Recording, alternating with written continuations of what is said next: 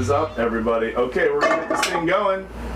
We're doing a 3-course beer dinner out of O'Brien's Kitchen. You're gonna be doing this at home, and we're gonna make this thing happen. I'm really excited about it, guys. What would be a beer dinner at O'Brien's without birthday bacon? So we're starting our dinner with that. 3 courses once again, have it all packaged up for you guys.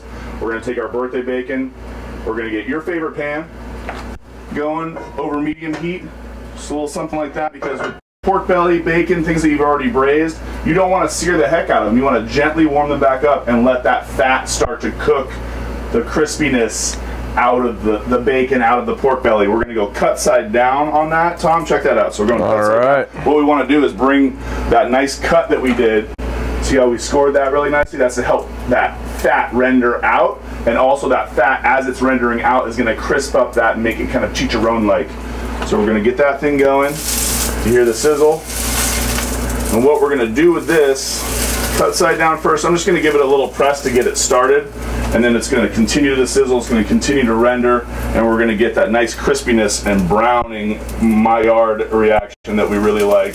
That's going to take about maybe 4 or 5 minutes. We're going to flip that and brown each side as we go, but we're going to start cut side down first. Once again, boom.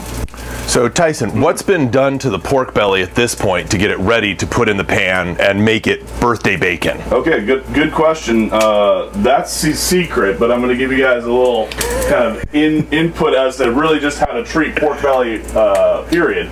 We take a whole slab bacon that's been cured and smoked at that point. We score the top just like I showed you guys the cuts there, which is just like a light cut through the top of the skin, to make these nice little squares, again, to help that render, but it also makes it look pretty. And then we beer braise that, so covering just about 1/4 of the bottom of the bacon in a pan. Cover that with foil and throw that in about 325-degree oven for about 3 hours. So it gets tender, juicy. It's also rendering good fat out of it, but it's got a lot of flavor and caramelization.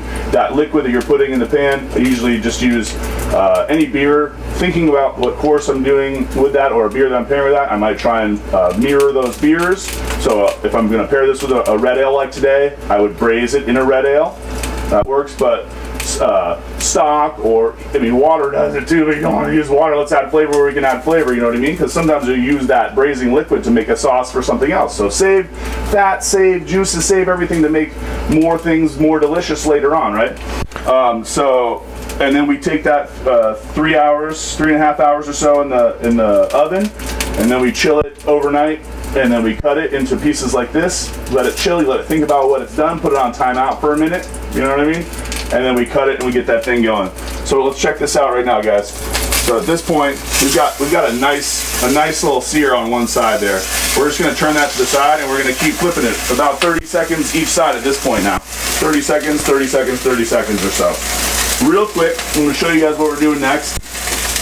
First, we're pairing this with C.C. O'Neill's Irish Red from Nickel Beer Company. Thanks, Tom, for making very welcome. Pretty dang good beer. The malty flavors of that beer are going to pair real nice with all the caramelization flavors that we're getting out of the birthday bacon in the pan right now. Yep.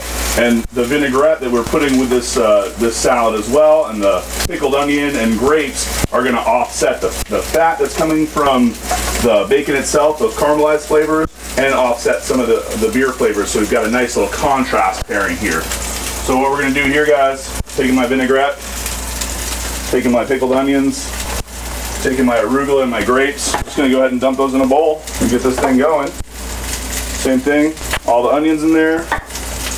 Boom. I like to do a little bit of vinaigrette, leave a little bit behind. That way I can redress my salad, put a little bit over the bacon as well. Really nice, simple salad, guys. Boom, boom.